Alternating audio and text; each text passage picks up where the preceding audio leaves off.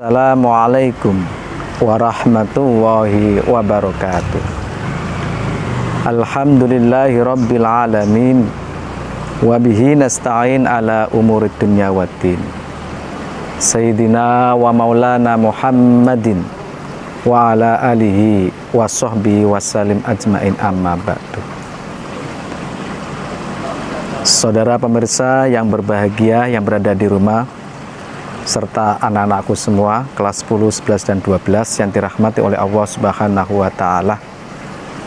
Mari pertama dan yang paling utama, mari senantiasa kita bersyukur kepada Allah Subhanahu wa Ta'ala dengan mengucapkan Alhamdulillahi Rabbil Alamin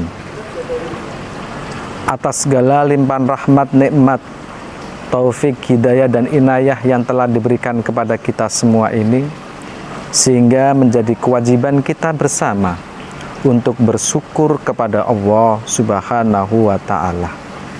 Karena kesyukuran merupakan pengejawantahan kita, bagian daripada kita berterima kasih atas apa yang Allah berikan kepada kita, sehingga ucapan Alhamdulillah merupakan bagian daripada syukur bil lisan. Tentu di sini bukan hanya lisan kita yang mengucapkan Alhamdulillah, tetapi dibarengi dengan peningkatan amal ibadah kita, dengan keaktifan kita, dengan kita rajin melaksanakan ibadah, itu juga merupakan daripada kita bersyukur kepada Allah Subhanahu wa Ta'ala. Para pemirsa yang berbahagia, sholawat dan salam tidak lupa kita haturkan ke junjungan Nabi Agung Muhammad Sallallahu Alaihi Wasallam.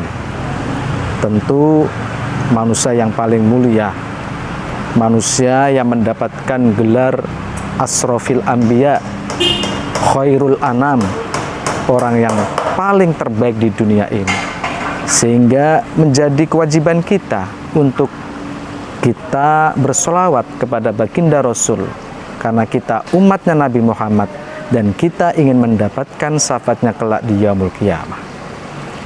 Para pemirsa yang berbahagia, ada hal yang menarik ketika suatu perintah dilaksanakan kepada makhluk di dunia ini. Ketika Allah menyuruh manusia untuk sholat, apakah Allah juga sholat? Jawabannya adalah tidak. Ketika Allah menyuruh manusia untuk melaksanakan zakat, apakah Allah juga zakat? Jawabannya juga tidak.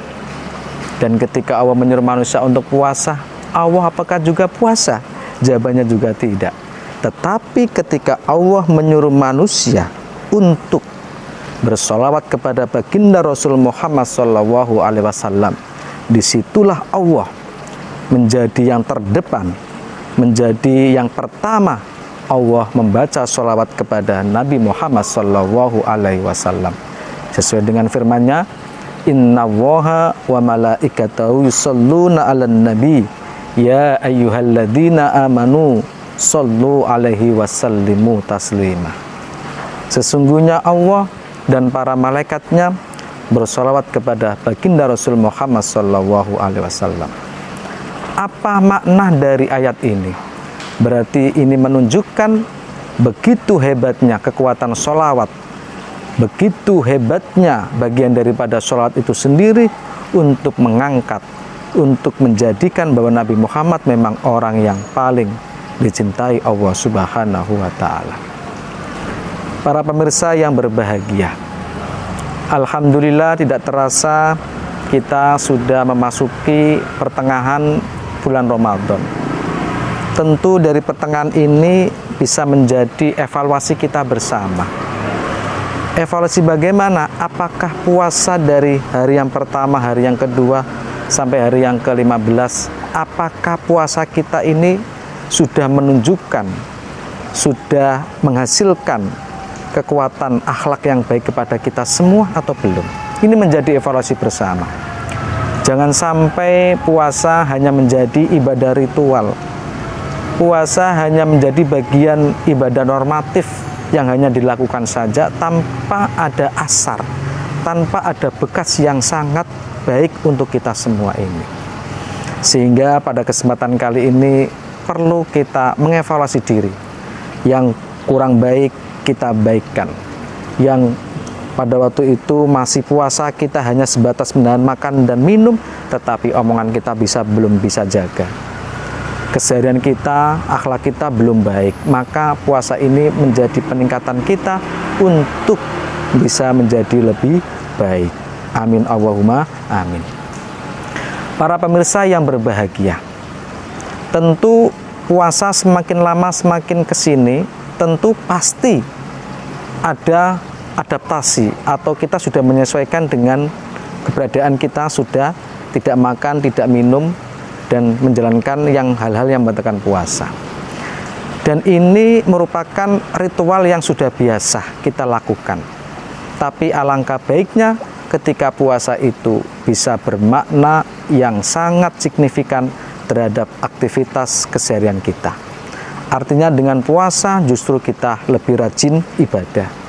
Dengan puasa yang dulunya kita nggak pernah baca Quran, tapi dengan puasa ini semangat untuk baca Quran begitu tinggi. Inilah ada perubahan perilaku dari yang sebelum menjalankan ibadah puasa dengan tidak menjalankan ibadah puasa. Para pemirsa yang berbahagia, tentu harapan kita berpuasa ini jangan sampai puasa semakin kesini semakin membuat kita lemas, semakin membuat kita artinya kita tidak bersemangat lagi untuk menjalankan ibadah puasa. Justru ibadah puasa semakin lama semakin meningkat, semakin hari itu artinya ada peningkatan yang sangat baik yang kita inginkan. Ibaratnya ketika orang bermain bola, ketika pertandingan bola, itu yang ditunggu-tunggu adalah ketika final, bukan seleksi, semifinalnya, perempat final, tetapi yang ditunggu adalah finalnya. Padahal orang bisa menikmati final itu karena dimulai dari prosesnya dulu. Sehingga final kita nanti adalah, goal kita dalam puasa adalah bisa menjadikan kita la'allakum tattaqun, menjadi orang yang bertakwa kepada Allah Subhanahu wa Ta'ala. Sehingga Allah pun memberikan sebuah penghormatan di akhir dalam bulan Ramadan. Apakah itu? Yaitu peristiwa nuzul Quran disambut dengan peristiwa Lailatul Qadar. Jadi Lailatul Qadar ini diletakkan Allah di hari akhir, karena Lailatul Qadar ini menjadikan bonus ketika orang nanti menjalankan ibadah puasa. Sehingga Lailatul Qadar pun ulama berselisih pendapat kapan waktunya.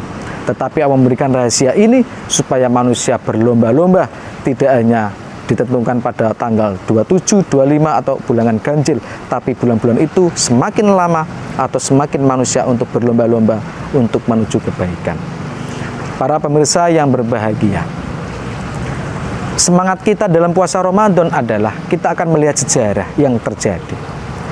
Ternyata kalau kita melihat sejarah ketika bulan Ramadan itu ada peristiwa yang begitu besar yang perlu kita ketahui dan perlu kita mengerti bersama. Sehingga peristiwa ini menjadikan kita biar lebih semangat dalam menjalankan atau aktivitas menjalankan ibadah puasa bulan ini. Di antaranya adalah ada peristiwa Perang Badar. Kita tahu bahwa Perang Badar adalah merupakan perang yang pertama diikuti oleh Nabi Muhammad SAW, sekaligus perang pertama yang dilakukan oleh umat Islam yang pada waktu itu mereka terusir dari kafir Quraisy. Perang Badar terjadi pada tanggal 2 Hijriah.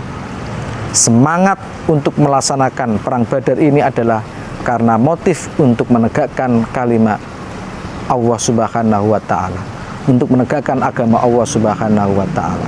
Coba bayangkan, Perang Badar pasukan Islam hanya berjumlah 300, pasukan kafir Quraisy berjumlah 1000. Jadi kalau dibandingkan berarti 1 lawan 3. Itu terjadi pada bulan puasa Ramadan. Coba kita kalau membayangkan seperti apa pada waktu itu. Tapi karena semangat itu, semangat untuk lillahi ta'ala, semangat niatnya hanya untuk karena Allah, maka dengan izin Allah, dengan ridho Allah, umat Islam berhasil memenangkan Perang Badar, di mana pasukan Islam berhasil memukul mundur atau mengalahkan mereka. Dan pada waktu itu tokoh kafir Quraisy ada yang meninggal, yaitu namanya Abu Lahab. Dan ada peristiwa besar lagi dalam peristiwa ketika bulan Ramadan. Apakah itu?